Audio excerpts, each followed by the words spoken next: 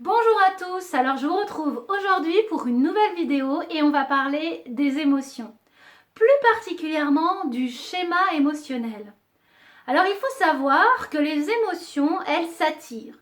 Par exemple, si vous êtes près d'une personne qui pleure, une personne qui est triste, et que vous avez de l'empathie, que vous avez de l'affection pour cette personne-là, la plupart du temps, vous allez sentir les larmes vous monter aux yeux, vous allez vous-même ressentir de la tristesse, et vous allez vous laisser envahir par l'émotion de cette personne. C'est la même chose, par exemple, dans les émotions positives.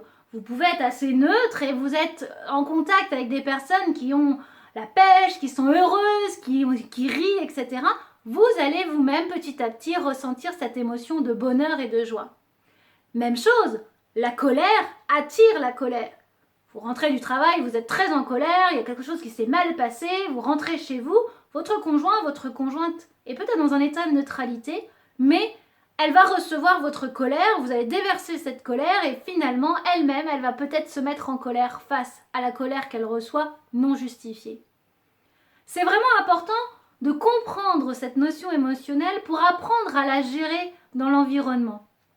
Si vous ne voulez pas vous laisser envahir, c'est important de comprendre que votre émotion, elle va avoir un impact et que les autres aussi. Je m'explique, même dans le positif, il faut être vigilant. Pourquoi? Parce que si vous êtes toujours en recherche de contact avec des personnes qui sont dans du bonheur, dans de la joie, etc., pour que ça vous regonfle, que ça vous redonne de la joie de vivre, c'est que vous n'êtes pas dans votre autonomie émotionnelle. Vous n'êtes pas capable vous-même de retrouver votre joie de vivre. Vous avez besoin des autres pour que, du contact des autres pour retrouver cette essence. Et du coup, quand les autres ne sont plus là, et ben, vous êtes rarement heureux.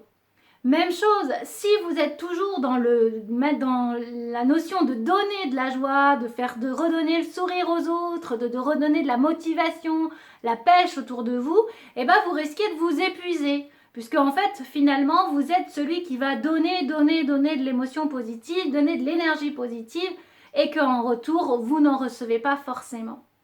Comprendre ce schéma émotionnel, ça permet vraiment de mieux appréhender les émotions qui nous entourent et mieux appréhender nos propres émotions.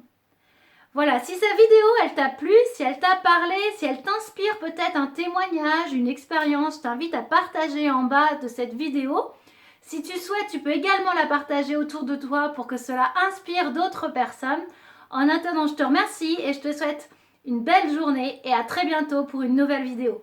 Ciao!